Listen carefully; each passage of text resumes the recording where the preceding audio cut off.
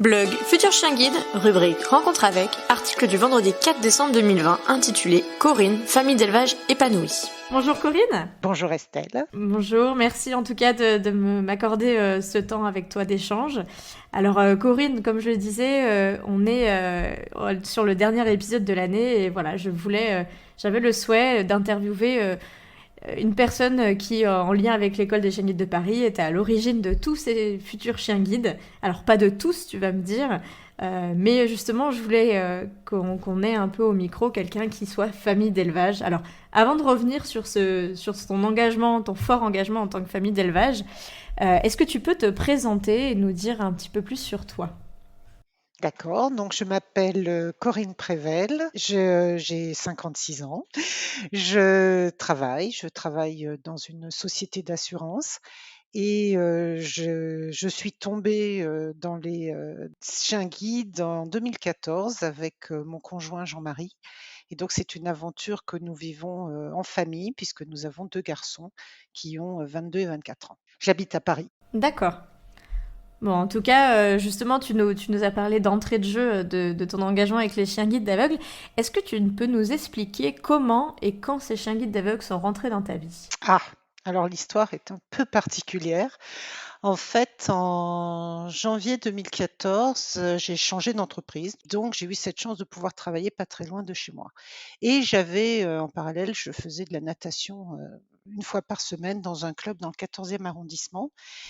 J'étais pas parmi les plus fortes du club de natation et j'étais dans le couloir des plus lentes, on va dire. Et je me retrouve un jour dans mon couloir de nage avec une femme qui nageait normalement dans le couloir des plus rapides. Et donc elle était dans mon couloir et je la vois nager avec le bras, un des bras, elle n'arrivait pas à nager avec, donc et malgré le fait qu'elle nageait qu'avec un bras, elle me doublait. Alors j'étais un peu vexée quand même. Donc enfin, toujours est-il que voilà, ça a commencé par un gag et du coup, je lui ai demandé, puisque de temps en temps on s'arrête, Dans les lignes voilà, d'eau. et je lui pose la question et là elle me dit, «Oh c'est mon chien, qui m'a tiré trop fort» et du coup je me suis fait, je sais plus ce qu'elle s'était fait, enfin bon, elle s'était fait mal au bras, quoi.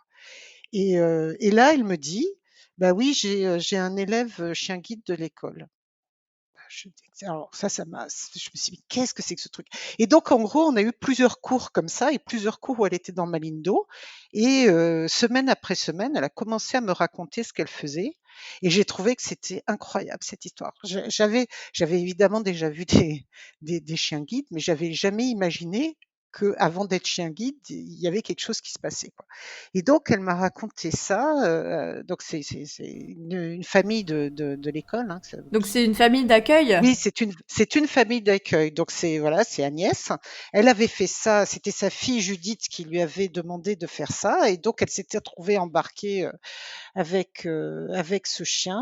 Il s'appelle Hirouk. D'ailleurs, c'est un chien qui guide une malvoyante de l'école et donc voilà, j'ai découvert ça et puis, donc là, on était donc, en 2014 et moi à l'époque, j'avais mes garçons qui étaient des grands ados, c'était pas facile à la maison et on ne faisait que enfin les discussions le soir à table, ça n'était que sur les histoires de: «Est-ce que tu as fait tes devoirs? Pourquoi tu sors? À quelle heure tu te Mmh. couches? Arrête de faire de l'ordinateur», enfin bon.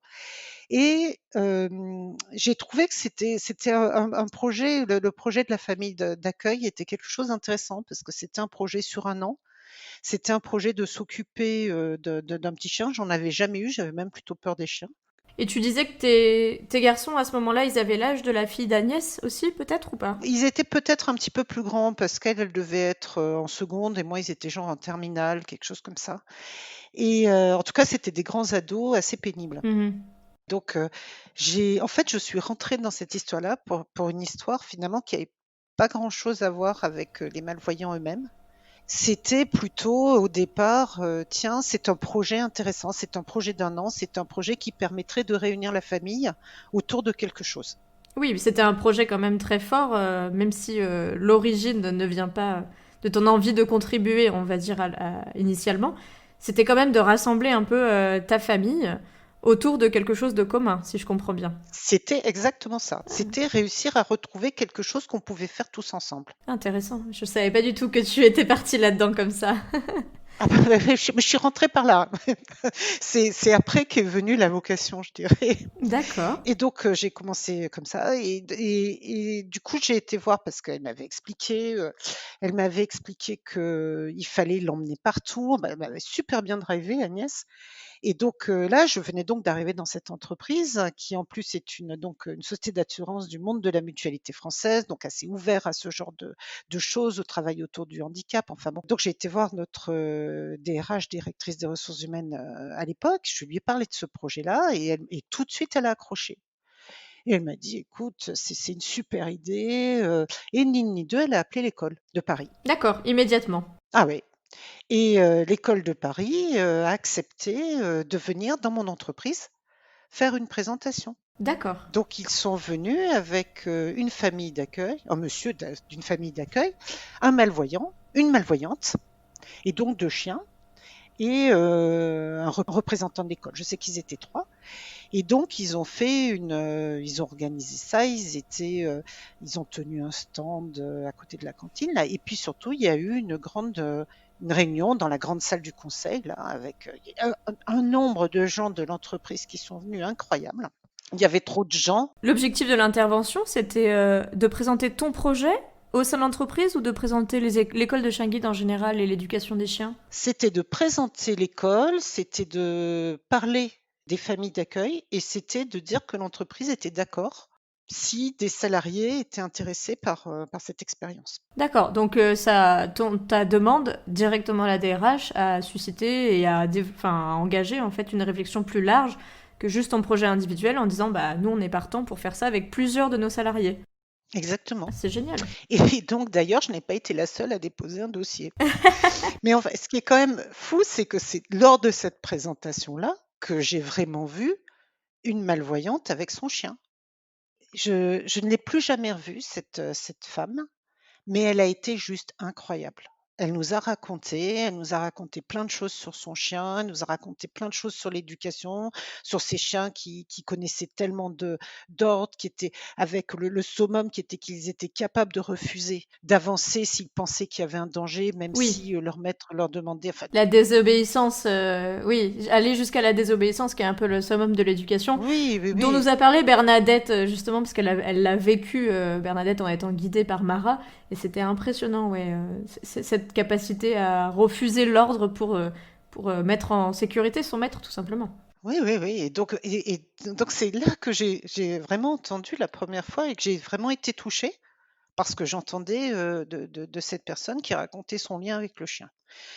Tout ça pour dire que j'ai déposé un dossier et qu'en juin 2014, nous avons eu notre premier chien, D'accord. première chienne et en même temps que moi j'avais July, j'avais une autre de mes collègues qui s'appelle Pascale qui elle a eu Géris.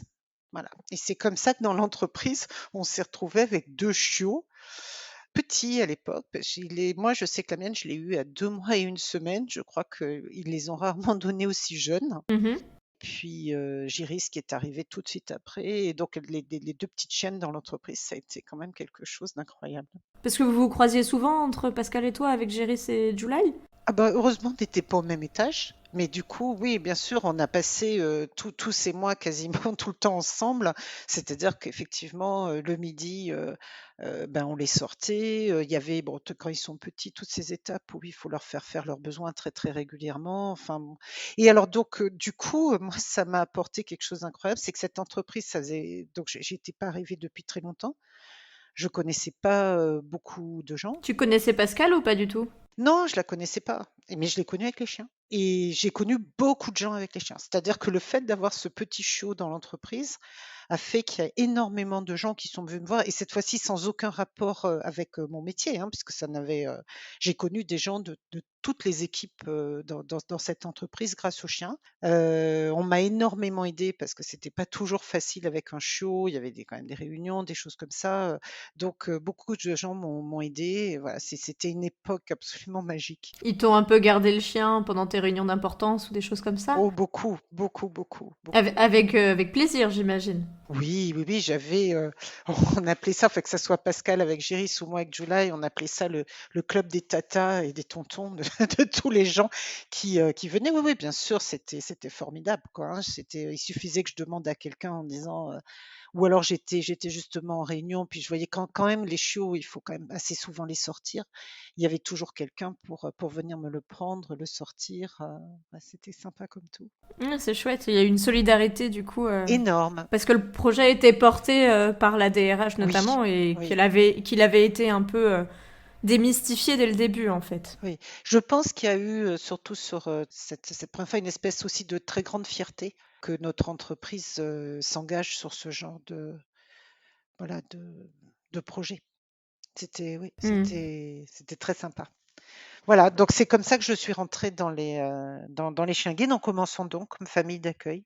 Et donc ça a duré de juin 2014. Et ben, elle a dû rentrer en July, elle a dû rentrer en éducation en juin 2015. J'ai dû la garder 1 an et puis donc après elle est rentrée en éducation et aujourd'hui c'est une chienne qui travaille, qui guide, un monsieur que je connais, sa famille, hein, donc il est malvoyant et il s'appelle Eric. Voilà. Super. Donc oui, vous avez quelques contacts que vous avez pu reprendre après la remise, après la période d'adaptation.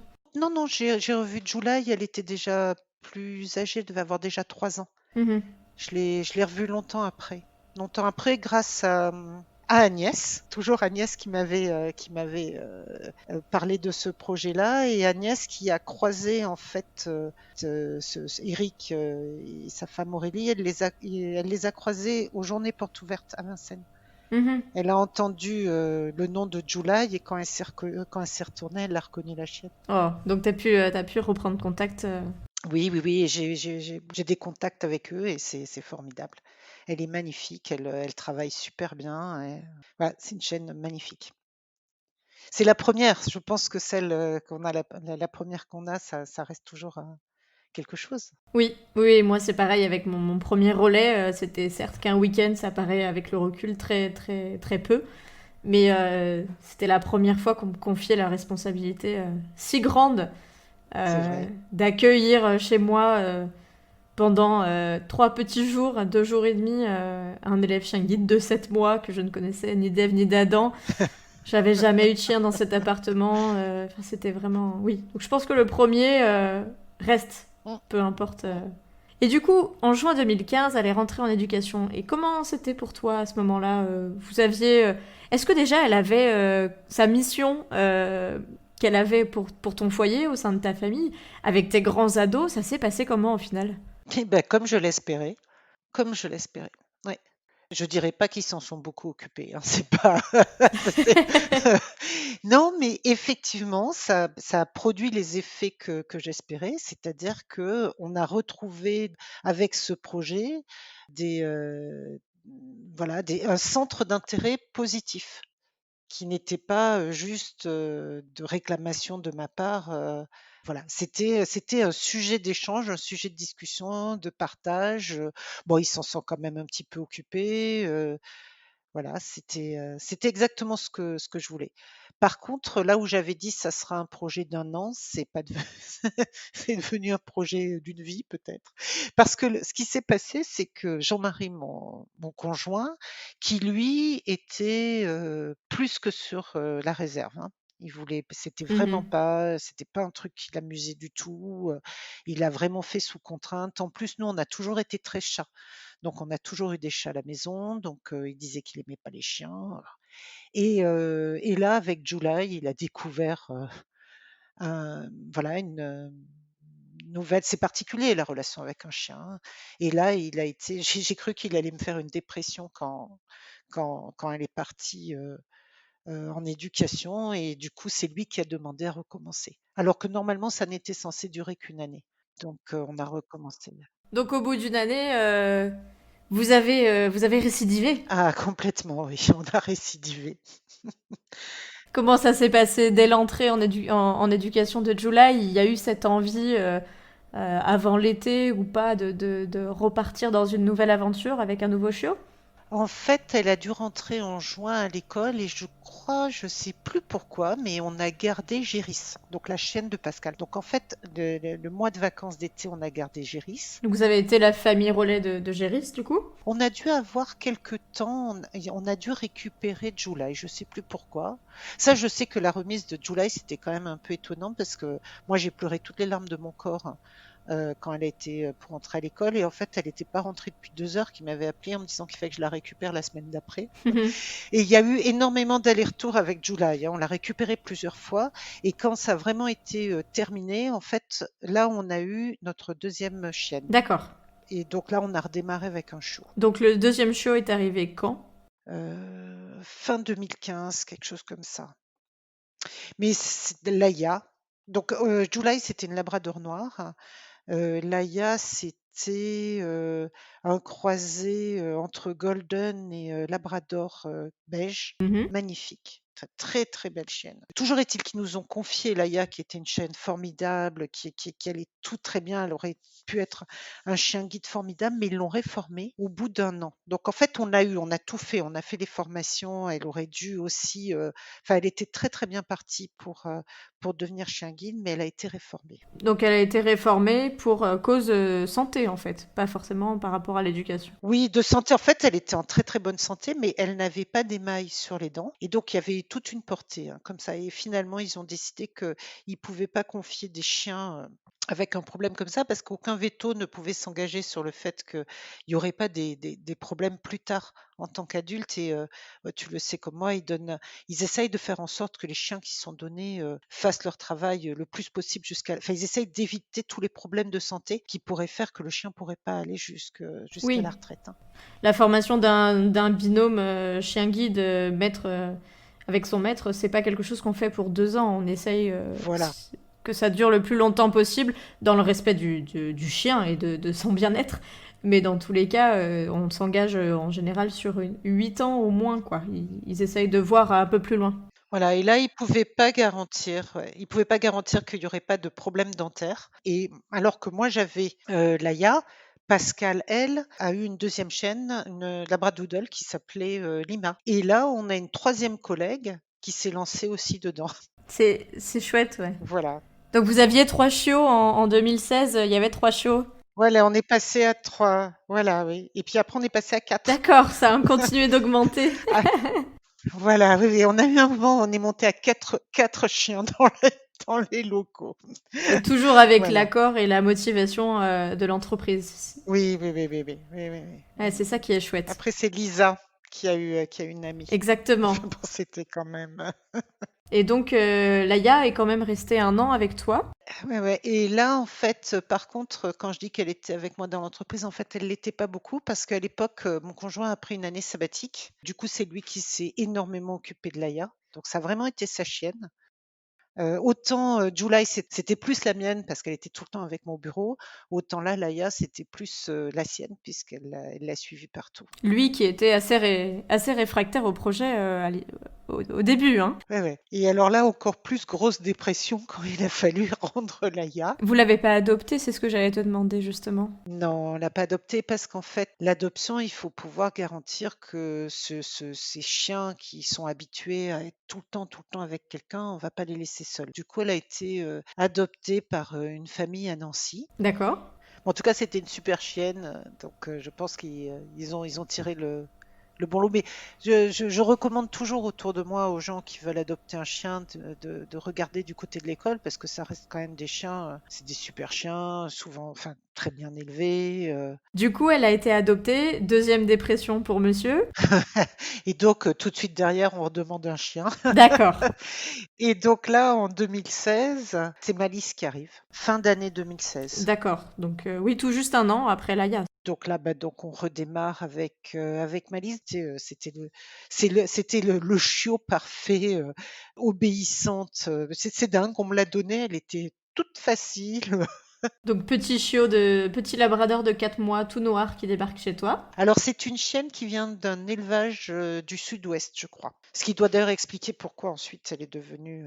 Ça, je pense que l'école par rapport à son élevage, l'école fait rentrer de temps en temps des chiots qu'ils vont acheter à l'extérieur, Mm. hein, pour renouveler un peu leur cheptel. Parce que justement, Malice, donc tu l'as eu en tant que futur chien guide d'aveugle, donc tu as suivi le cursus avec elle d'élève chien guide. À quelques détails près, quand est-ce que vous avez su, comment ça s'est passé, les décisions par rapport à son futur rôle de maman de chien guide? En fait, Malice devait être stérilisée Oui, c'est le point de départ en général, c'est la question de la stérilisation ou pas. et en fait, elle avait son rendez-vous, mais c'était un truc de dingue. C'était genre, elle avait le rendez-vous pour le lundi et ils m'ont appelé le vendredi soir en me disant: Écoutez, finalement, vous deviez aller la faire stériliser, mais en fait, non. Le veto va lui faire un certain nombre d'examens pour regarder si elle pourrait pas devenir reproductrice. Donc en fait, c'était une surprise pour toi, vu qu'en plus, le rendez-vous pour la stérilisation, il était fixé, donc il n'y avait pas, Oui, oui, oui, c'était a ça, priori, il ouais. n'y avait pas de doute sur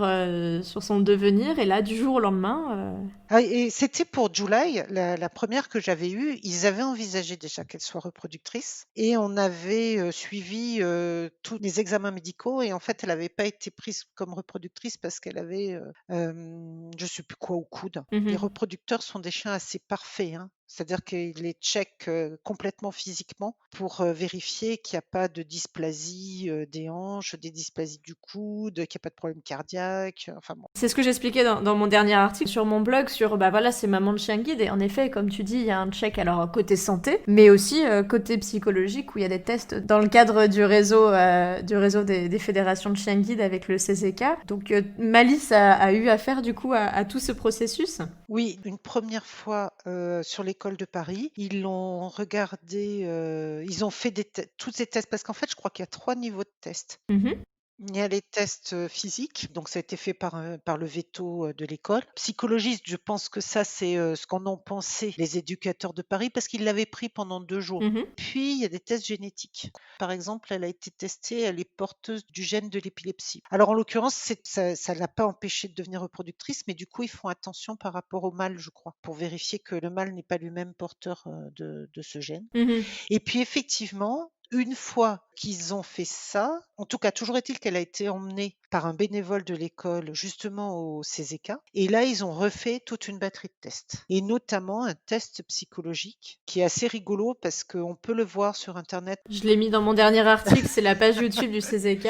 Tu l'as regardé du coup? J'ai regardé celui de Malice, mais il y a un truc qui m'a fait mourir de rire, c'est que donc ils la font marcher c'est dans une espèce de pièce là, et puis ils ouvrent un parapluie, enfin ils font des choses pour regarder, mais à la fin, il y a une espèce, il y a un monsieur qui rentre, il est déguisé comme le bonhomme de CTLM là en vert. Mais moi je verrais quelqu'un rentrer comme ça, je pense que je m'enfuis. Et comment a réagi Malice? Ça devait aller, hein. Je crois me souvenir qu'elle a quand même un peu reculé, mais ça devait quand même aller, ça devait quand même répondre à leurs critères. Enfin, voilà. Donc, et une fois qu'ils ont eu tout fait ça, ils ont effectivement validé le fait qu'elle devenait reproductrice. Et donc à ce moment-là, elle est sortie du circuit de... D'élève chien guide. Oui, Et du coup, comment ça s'est passé pour vous en tant que famille d'accueil? Quelles ont été les questions qui se sont posées à vous par rapport à cet engagement qui est un petit peu différent? oui, on a eu des grosses discussions Mhm. avec Jean-Marie parce que ce qui change, c'est que du coup, c'est un chien qu'on va garder à vie. C'est pas un chien qu'on garde pour un an. Donc en fait, elle nous est confiée en tant que famille d'élevage, parce que l'école est toujours propriétaire de la chienne, mais on l'a en tant que famille d'élevage jusqu'au moment où elle sera mise à la retraite. Mhm. Et après, on pourra l'adopter. Donc il est sûr que de toute façon, si on la prend en tant que famille d'élevage, on la prendra également à la retraite. Ça devient notre chien en fait, enfin notre chien, c'est notre chien qui est avec, au sens qui est avec nous, pour, plusieurs années. Et ça, moi j'étais un peu embêtée parce que je sais que le jour où elle passera à la retraite, on n'aura plus le droit de l'emmener avec nous. Et puis, finalement, moi tant que mon entreprise était d'accord pour que je l'amène, c'était bien, mais j'étais pas sûre qu'un jour les choses ne changent pas. Enfin voilà, j'étais un peu inquiète de ça. Mais bon, j'ai bien vu que Jean-Marie, là, c'était la dépression assurée sans retour. Là, c'était la dépression pour longtemps, là. La troisième, coup sur coup. Voilà, et puis, donc en plus, moi, j'étais embêtée parce que j'avais des responsabilités, je prenais des responsabilités supplémentaires qui faisaient que ça devenait un peu compliqué quand même de l'emmener tout le temps avec moi au bureau. Donc, Jean-Marie a obtenu, il travaille aussi dans une compagnie d'assurance, de pouvoir l'amener. Bon, il a fait tout ce qu'il fallait pour obtenir de pouvoir au moins l'emmener 2 jours. Et puis, j'ai une amie qui m'a toujours aidée, par rapport aux chiennes, qui me gardait toujours, au moins 1 jour par semaine, la chienne, et qui là, du coup, m'a dit: «Écoute, je vais la prendre 2 jours par semaine». Voilà. Donc, c'est Dominique, je remercie si elle m'entend. Bah, finalement, voilà, moi, je la prends 1 jour par semaine, Jean-Marie 2 jours, Dominique 2 jours, et comme ça, on arrive à faire la semaine et à s'en occuper bien. Donc vous avez une petite organisation à 3 en tout cas Oui, qui oui. fonctionne bien et qui vous a permis de devenir famille d'élevage. Voilà, ce qui change la famille d'élevage, c'est est-ce que c'est plus 1 an, ça devient plusieurs années. Ça change beaucoup de choses. C'est pas limité dans le temps, l'engagement qu'on a. Et puis la deuxième chose qui change, en tout cas on pouvait le faire, c'est que financièrement parlant, l'école ne prend plus en charge ni les frais de nourriture, ni les soins, ni les vétérinaires. En dehors de tout ce qui est en lien avec la reproduction du coup. Voilà, donc bon, pour nous, financièrement, on peut le faire, mais je pense que ça pourrait jouer peut-être pour certaines familles. Oui, parce que dans certains cas, pour des raisons financières ou organisationnelles, comme tu le disais, la famille d'accueil a le choix de ne pas devenir la famille d'élevage. Et à ce moment-là, l'école confie la reproductrice à une nouvelle famille qui devient sa famille d'élevage, du coup. Tout à fait, voilà. Ça peut être aussi le cas, et c'est les deux possibilités. Donc vous avez eu l'occasion et la chance de pouvoir devenir famille d'élevage vous-même. Oui. Donc voilà, comme tu dis, on n'est plus sur un projet de 1 an. La deuxième récidive est à durée indéterminée, si je puis dire. Mais ça change des choses, hein, dans le choix qu'on doit faire. Parce que moi, je pense que quand on s'engage, il faut être sérieux. Et s'engager, ça veut dire qu'on a bien checké à l'avance ce qui peut se passer et qu'on sait quel type de réponse on peut y apporter. Donc, on a pu le faire, et on en est ravis. Et du coup, dans la vie de Malice, qu'est-ce que ça a changé de devenir maman de chien guide? Ah bah alors, d'abord, pour la chienne, ça détend immédiatement l'atmosphère, hein, parce qu'elle a plus du tout, on n'est plus du tout dans l'éducation d'un élève chien guide. On n'a pas besoin de s'arrêter pour passer Les passages piétons? les passages piétons. Voilà, elle sera jamais chien guide. Ça, c'est d'un point de vue concret. Après, ça ne change rien. Donc, elle a un gilet bleu maman de chien guide, elle a les mêmes droits qu'un chien guide. Donc, on peut continuer à l'amener partout. L'objectif, c'est qu'elle puisse ne pas avoir peur pour ne pas transmettre de peur, surtout. Ah oui, oui, ça par contre, c'est très important. On est obligé, par contre, elle doit toujours être avec nous, elle doit toujours avoir beaucoup d'amour, on doit beaucoup s'en occuper, elle doit être vraiment, ça doit être un chien très, très, très à l'aise. On continue beaucoup, elle va chez les uns, chez les autres, donc mon ami Dominique, mais on l'a fait aussi garder très facilement. C'est-à-dire qu'elle part sans aucun problème avec les gens. L'idée étant qu'elle ne fasse pas une déprime lorsqu'elle est au centre d'élevage, hein. Mhm. D'ailleurs, ils la prennent de temps en temps, hein. Il faut savoir que chienne reproductrice, ça n'est pas que refaire des petits, hein. Elle est assez régulièrement, peut-être bien 1 à 2 fois par an. L'école nous appelle et nous demande d'amener Malice. Elle s'occupe de bébés d'autres chiennes. Oui, elle devient tata dans le cas de portée. Voilà. J'avais vu ça avec une portée de 11, où elle a justement prêté main forte à la maman chien pour la délester quelques heures et jouer avec les chiots, en fait. Ah, c'est plus que quelques heures, hein. Ils dédoublent les portées, hein. Dès que les chiots, ils sont sevrés, elle peut se retrouver avec, la dernière fois qu'elle est partie. C'était en début d'année, je crois que c'était avec les chiots de Nanou, où elle en avait eu 11 et ils ont dédoublé la portée. Peut-être, c'est ça. Oui, parce qu'elle a eu ses chaleurs et ils l'ont enlevée parce qu'elle avait ses chaleurs. Ils ne pouvaient pas garder une chienne avec ses chaleurs là-bas avec des mâles, hein. Mhm. Donc elle était avec 6 chiots dans un box. D'accord. Et les chiots, ils ont été enlevés à la maman parce que quand il y a trop de chiots, c'est compliqué pour une maman. Alors, on ne parle pas d'allaitement, hein. Il faut déjà que les chiots soient sevrés. C'est vraiment pour pouvoir s'en occuper, Mm. jouer avec, les éduquer, tout ça. Voilà. Oui, c'est toute la prééducation que fait la maman, en fait. C'est aussi les qualités qu'on regarde pour les reproductrices. Oui. Le fait de les réguler, leur faire apprendre de ne plus mordre, par exemple, ou des choses comme ça, où c'est vraiment quelque chose qui est fait par les mamans de chiens guides. Des choses qu'on ignore un petit peu, hein, qu'on continue, nous, après, en tant que famille, mais... Oui, oui. Et je pense que c'est pour ça que je dis toujours adopter des chiots trop petits, d'abord c'est pas facile parce que il y a vraiment l'histoire d'éducation des besoins, mais il y a quand même tout un travail qui est fait par les mamans qui font que le chiot, quand il reste suffisamment longtemps avec sa maman, en général, il est quand même plus équilibré, ouais. oui, oui, oui. Donc elle fait ça aussi, hein, elle fait les 2 parce que la partie reproduction, ils sont quand même assez raisonnables, je trouve, parce qu'ils les font pas pouliner tous les ans, hein. C'est tous les 2 ans, hein. Oui, c'est ce que j'allais te dire depuis qu'elle est arrivée, Malice, elle est arrivée donc en 2016. Elle a été choisie en tant que reproductrice, j'imagine, en 2017. Au moment où quand elle a eu ses chaleurs, Ouais, ses premiers chiots, elle les a eus en 2018. d'accord. Je crois en novembre 2018. Donc ça, c'était sa première portée. Et elle vient de faire sa deuxième portée là en septembre 2020. D'accord. Voilà, donc c'est tous les 2 ans. Tous les 2 ans. Et entre ces deux ans, elle a été au moins 3 fois garder des chiots au centre d'élevage. Et ils m'ont déjà prévenu qu'elle en ferait une troisième portée. D'accord. Et après, elle serait mise à la retraite. Oui, je crois que c'est ça, hein. L'objectif, c'est au moins trois portées aussi, parce que, comme tu dis, tout comme on réfléchit le fait qu'un chien guide soit le plus longtemps avec son maître, même s'il n'y a pas d'histoire de binôme dans le rôle de reproductrice, il y a quand même tous ces tests psychologiques. On ne mise pas sur une seule portée en général quand ça fonctionne bien. On essaie d'en faire quelques-unes. Donc là, ça fera 3 portées en 5 ans, quelque chose comme ça. Oui, ça va faire ça, oui. Et une fois du coup qu'elle est saillie, donc vous êtes en charge avec l'école de faire le suivi, j'imagine, échographie, etc. Et elle réintègre l'école un petit peu avant la mise bas, c'est ça? Oui, une dizaine de jours avant à peu près. Voilà, pour s'acclimater, reprendre un peu ses marques dans son box. Comment ça se passe après? Donc la mise bas se fait avec les filles du centre d'élevage, c'est ça? Ah oui, oui, oui, oui, ça c'est nous après, je dirais que après on a juste une information qui arrive et qui nous dit, voilà, là, c'est super là cette fois-ci, ils ont utilisé WhatsApp, c'était génial et du coup ils nous postaient des photos, de Malice, là en plus, ça a dû se passer dans la journée parce que j'ai eu au fur et à mesure, j'avais les petits qui naissaient, j'avais des photos supplémentaires des petits chiots. Donc de toute façon, ça c'est eux qui gèrent et on a le droit d'y aller qu'au moins une semaine après la mise bas. Et donc elle a eu combien de petits la première fois, Malice? Alors elle a eu 7 chiots la première fois et la surprise, c'est qu'elle a eu 2 chocolats. Oh!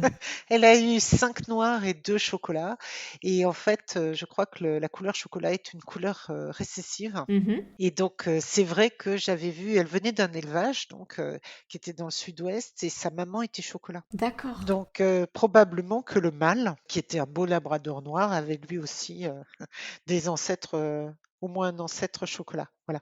Et là, elle vient d'avoir, là, elle a eu 6 petits, 6 labradors noirs. D'accord. Donc 6-7, c'est pas beaucoup, hein, par rapport parce que les labradors, ils peuvent, effectivement en avoir 11-12. J'en avais même eu une portée, qui en avait eu 13.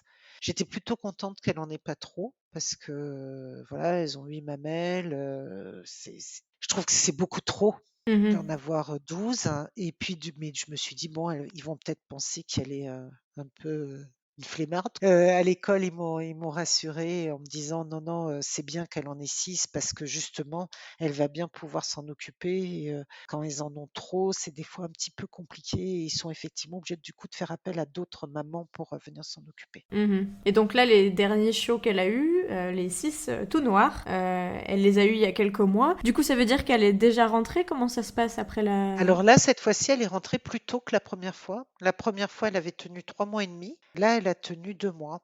Puisqu'en fait, c'est la chienne qui dit qu'elle ne veut plus de s'occuper des petits. D'accord. Elle le manifeste visiblement. Vraiment, ils appellent, ils disent bon, bah là, c'est bon, vous pouvez venir la chercher. Elle nous montre qu'elle en veut plus, donc je crois qu'elle leur grogne un peu dessus. Elle les rejette un peu parce que voilà, Oui, Oui, oui, c'est vrai qu'en tant qu'humain, souvent on transmet un petit peu, on se dit, on transpose un peu, disant que bah elles vont être contentes de les retrouver ou de rester avec eux longtemps. En fait, on fait beaucoup de transpositions. C'est on pas fait un forcément, on transfert fait là. un transfert tout à fait.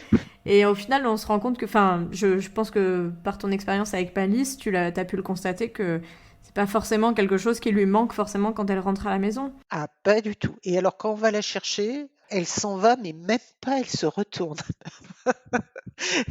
Littéralement, elle s'enfuit, elle va tout de suite à la voiture, elle ne les regarde même pas. Ah oui, Oui, c'est quelque chose qui peut choquer. Et je me souviens aussi de la famille de Night, qui est aussi maman de chien guide, que j'ai eu de nombreuses fois en relais. Et du coup, j'avais eu l'occasion d'aller voir ses petits plusieurs fois. Et je me souviens que la deuxième fois, on est allé les voir. Night était déjà rentrée dans sa famille d'élevage avec l'accord des filles de l'école. Night avait été remis en contact avec ses chiots, mais elle n'avait pas du tout apprécié, après quelques semaines de séparation, de les retrouver. Et nous, ça nous fondait le cœur, parce qu'on se disait, mais elle n'est pas, elle ne les aime pas, alors que en fait, comme tu dis, voilà, c'est un transfert, c'est de l'anthropomorphisme, mais c'est pas du tout ce que. Oui, tout à fait, tout à fait. On a quelquefois rencontré, des chiots de Malice de sa première portée et notamment, je me rappelle, une petite labrador noire, elle lui sautait dessus, elle voulait lui faire des bisous et tu Malice, elle tournait la tête, mais genre: «Mais qu'est-ce que c'est que ça, quoi?» Mais vraiment, elle était totalement dédaigneuse vis-à-vis de sa petite. Ah oui, oui, non, tu as raison, hein, il y a vraiment rien qui puisse, faire croire qu'ils sont contents de retrouver leur chiot. Oui, alors qu'au contraire, entre frères et sœurs, par contre, entre portées ou même, j'ai l'impression, les élèves et les futurs chiens guides de l'école en général, ils ont un cinquième sens, ils savent qu'ils sont de la même école. Sauf quand c'est la mère et ses petits. Voilà, mais du coup, c'est un peu l'exception qui confirme la règle, mais en tout cas, moi, je l'ai vraiment constaté, et en effet, ça brise un peu le cœur. Mais il faut se dire que c'est des chiens, et que, voilà, c'est pas une mère qui est inhumaine. Bah, de fait, elle est inhumaine parce qu'elle n'est pas humaine, et que Exactement. c'est pour ça qu'on comprend pas, quoi. Donc là, Malice va se reposer avec après sa nouvelle portée. Et puis tu disais qu'il y a une prochaine portée qui sera programmée, sa troisième et sa dernière portée en tant que maman de chien guide. Ouais, c'est ce qu'on m'a dit, ouais. Bon bah c'est chouette en tout cas de voir, et c'est vraiment spécifique hein, ce rôle de famille d'élevage. Je crois qu'il est encore plus méconnu que le rôle de famille relais comme je suis, et c'est quelque chose que j'avais envie de mettre à l'honneur Bah, c'est super. avant cette fin d'année. Et d'ailleurs, on n'a pas parlé du lien entre nous, mais c'est vrai qu'on s'est croisés à plusieurs reprises. Alors, je crois que d'abord sur les réseaux sociaux, mais aussi puisque tu as eu l'occasion de me proposer de t'accompagner une fois, bah, justement lors de la première portée de Malice, Ouais. pour aller voir ces chiots. Et j'avoue que ce souvenir reste vraiment gravé en moi, avec ces tout petits chiots qui étaient vraiment enfin, exceptionnels, tout petits. On s'est croisés aussi, je pense, aux portes ouvertes ou à d'autres événements. Puis effectivement, tu étais venu avec nous. C'était super, c'était une belle journée. La deuxième portée de Malice, elle a été un peu plus triste que la première parce qu'avec ce confinement, on n'a pas pu, trop aller la voir. Hmm. On a pu aller la voir que 2 fois. C'est quand même pas top, quoi, quand tu as ton chien qui part pour 2 mois et demi, à l'école, ça fait un peu, un vide, hein, dans la maison et la récompense de ça, c'est le fait d'aller voir toutes les semaines les chiots, de les voir grandir, c'est beaucoup de bonheur et là, c'était un peu difficile puisque nous ne pouvons pas y aller. Je me suis demandé si c'était pas une des raisons pour lesquelles elle était revenue plus vite que la première fois. Hmm. Puisqu'elle a dû certainement se sentir un peu seule le week-end. Donc le week-end est peut-être un peu long, donc elle avait l'habitude qu'on vienne la voir. Nous, on allait la voir le lundi. Hmm. Est-ce que je fais aussi un transfert de nous en tant qu'humains? Je ne sais pas. Et j'ai imaginé que c'était peut-être pour ça qu'elle était rentrée plus vite que la première fois. Et c'est vrai que ça, oui, ça a rendu la deuxième portée, vous vous en souviendrez différemment que de la première, en tout cas. Bah, je connais pas les chiots. Ouais. Autant la première, j'en avais repéré. Tu vois, au bout d'un moment, quand ils grandissent, tu finis par un peu repérer les caractères. Alors, je dis pas que je connais les sept, hein, mais voilà, il y en avait 3, 4 que j'avais eu dans l'œil. Mais on espère que la prochaine se fera sous de meilleures conditions sanitaires quand même. Bon bah en tout cas, je voulais aussi te demander si tu avais quelque chose à nous partager, quelque chose que tu as découvert ou appris par cette aventure avec les chiens guides. Eh ben, ce que j'ai découvert, c'est que nos amis les malvoyants, c'est vraiment compliqué pour eux quelquefois la ville, les trottoirs et les voilà. En fait, j'ai eu par rapport à cette expérience-là, le fait d'avoir cette réaction, de penser plus le handicap et avoir plus ce regard-là que je ne pouvais avoir avant. Donc vraiment, je pense qu'il faut qu'on continue à faire des efforts au maximum pour. Donc là, je pensais au trottoir, mais je pense aussi au transport. Voilà, c'est ça plutôt que ça m'a ouvert. Ça a été le fait avec ces chiens-là de rencontrer des malvoyants, de pouvoir échanger avec eux, de pouvoir comprendre leurs difficultés. Je dirais par là quelque part tout le sujet du handicap. Ça a été un moyen pour moi de concrètement m'intéresser vraiment à ces sujets-là. Ça a été une vraie prise de conscience de la difficulté, de l'accessibilité, qui est un niveau très, très faible en tout cas de toute la ville. Il faut continuer à faire les efforts. Moi, c'est ce regard-là que je vais avoir aujourd'hui qui fait que je vais penser à des choses et ça, je n'y pensais pas avant. Voilà ce que ça m'a Hmm. concrètement dans le quotidien, ce que ça a pu m'apporter. Oui, puis quand on est, alors c'est pas forcément le cas avec Malice, mais quand on est avec les futurs chiens guides, qu'on s'arrête à chaque passage piéton, qu'on conscientise vraiment notre environnement. Enfin, moi j'ai eu un peu le même retour que toi, hein. Ben, via le chien guide qui, je le rappelle quand même pour toi, était un projet alors je sais pas comment on peut appeler ça, de ressoudage de la famille. Euh, Oui, oui, oui, oui, c'était ça, oui, c'était C'était un à peu près sujet, ça. ouais, ouais, d'éducation au sein de ma famille, enfin de vie ensemble. Qui au final, j'imagine, a sensibilisé aussi bah, tes garçons à toute cette Ah oui, tout à déficience, fait. à toute cette accessibilité. Je pense que ça aussi, c'est quelque chose que vous avez du coup dans votre projet de famille. Ça a été le bonus, entre guillemets, que vous aviez pas imaginé, Tout à quoi. fait, tout à fait. Bon, le temps file.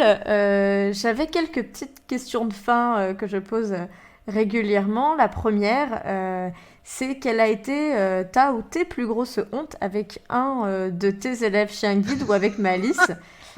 Dis-nous tout, on veut tout savoir. Ah là, j'en ai 2. Alors, avec July, avec la première chienne. Alors, la première honte que j'ai eue, donc July, comme on l'a eue, elle était toute petite. Du Mhm. coup, il fallait se lever la nuit pour lui faire ses besoins. Et toujours est-il que je me suis retrouvée, c'était l'été parce qu'on l'a eu en mois de juin, et donc mes genres, il devait être 5h30 du matin. Mhm. Et je suis sortie, j'étais en pyjama, j'avais dû mettre par-dessus une vague veste, quoi. Et je l'ai sorti faire ses besoins. Et en fait, j'avais oublié mes clés. Ouais.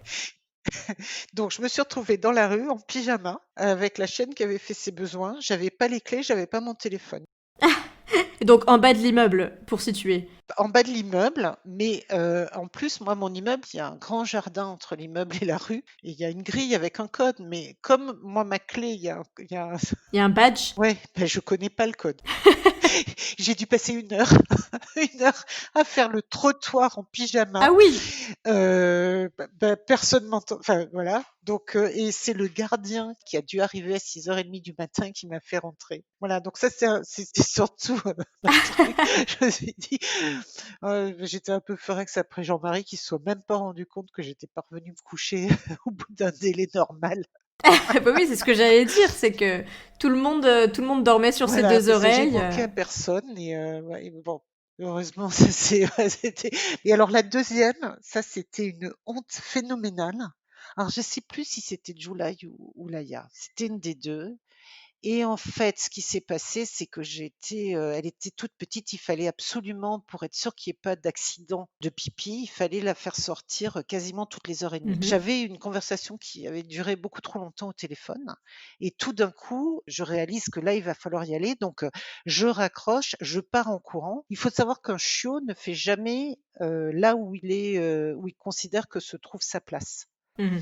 Et dès qu'il va être éloigné de sa place, il va faire ses besoins. Donc, je cours avec elle pour aller le plus vite possible pour pouvoir prendre l'ascenseur, descendre les 4 étages et la sortir dehors. Tu étais chez toi ou au travail? Non, non, j'étais au travail et donc je cours, je cours. Là, il y a une porte, à double, battant et la chienne ne tient pas, elle fait un énorme pipi devant Les doubles portes. la double porte qui amenait aux ascenseurs, en fait. Donc évidemment, je repars en courant dans mon bureau parce que j'avais tout un matériel, hein, du papier sopalin, du pchit-pchit pour désinfecter, enfin bon, tout ça.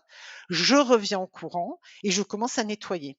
Et là, c'était la clôture des comptes et arrive, je sais pas, un bataillon, il devait être, peut-être, 7-8, Mhm. commissaires aux comptes là, alors bien habillés, costumes, les filles, avec les mallettes et cetera et moi à 4 pattes, en train de tout nettoyer et là, la chienne, elle se tire, elle repart dans le bureau et il me regarde en train de nettoyer donc par terre et là, je dis un truc, je sais pas et je dis: «C'est pas moi qui ai fait ça». Mais pourquoi est-ce que j'ai été et là, ils m'ont regardé, mais vraiment, mais même pas un sourire. Ils sont restés très, très calmes. Ils ont continué avec moi qui avait dit que c'était pas moi qui avais fait pipi. Enfin bon, c'était la chienne qui s'était planquée. Enfin bon, c'était mais quelle honte, quelle honte. Un petit moment de solitude là. Grand, grand, grand moment de solitude. C'était ma grosse honte. Et du coup, pour contrebalancer un peu quand même, est-ce que tu peux nous confier ta ou tes plus grandes fiertés que tu as eues avec eux? Ah bah alors là, la plus grande fierté que j'ai pu avoir, c'est quand j'ai vu July avec son maître Eric, hein. Ça, c'est un truc. Quand tu vois le chien dont tu t'es occupé, qui ensuite devient. C'est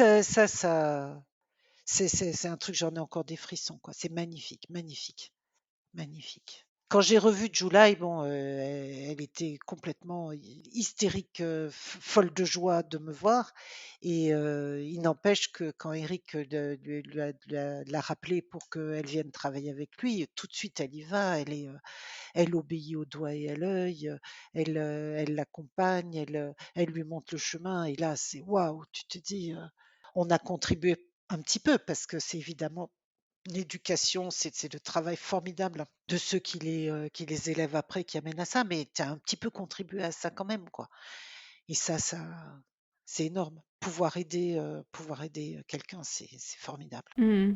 Voilà, ça vaut tout ça. Et je pensais que tu allais me parler un petit peu de Malice aussi. Oui, peut-être que là j'ai vu la dernière fois, c'est vrai que j'ai croisé quand on a amené Malice, hein, là quand on l'a amené pour la deuxième portée, en fait on a croisé une de ses chiennes, une de ses petites de la première portée. Là peut-être que voilà, c'est quand en fait je pense que la fierté, je l'aurai quand je saurai sur les 7 combien il y en a qui sont effectivement devenus chiens guides. Je crois que sur les 7, il y en a 3 qui ont dû être réformés. Donc ça veut dire que peut-être, on croise les doigts, il y en a peut-être 4 qui vont devenir chiens guides, ce serait formidable. Ce serait vraiment formidable, tu vois? C'est quelque chose, oui, ça sera important pour moi, ce critère-là. Hmm. De toute façon, c'est toi qui l'as dit, ça commence là, mais après, il y a une chaîne, hein, pour arriver, jusqu'à la fin. Et ça c'est super. C'est intéressant aussi de savoir à quel moment donné on est dans cette chaîne-là. En tout cas, on en a beaucoup appris. Ça complète tout à fait ce que j'ai écrit sur mon blog sur qu'est-ce qu'une maman de chien guide. Et je voulais vraiment avoir ton témoignage et que tu nous racontes un peu. Alors, j'ai beaucoup appris de choses. Il y avait des choses que j'ignorais. Donc, c'est toujours intéressant d'en échanger, même si on peut en parler encore des heures. Mais en tout cas, merci pour ton témoignage. Merci de nous avoir raconté un peu tout ça. Et puis, bah, on souhaite que les petites Malices, dans leur globalité, deviennent de bons chiens guides ou de bons chiens de famille si cette mission n'est pas pour eux. Ça fait aussi partie du jeu. Et puis bah, merci beaucoup à toi Corinne en tout cas. Ben, merci Estelle de faire ça. C'est super que tu ailles recueillir tous ces témoignages, hein. Mais avec grand plaisir et je pense que tu sais comme moi combien on peut parler des heures de ce sujet. Oui. Et puis bah, au plaisir de se recroiser alors dès qu'on le pourra et puis sinon Dès qu'on pourra, on fera ça. voilà. Au revoir Corinne et merci. Au revoir.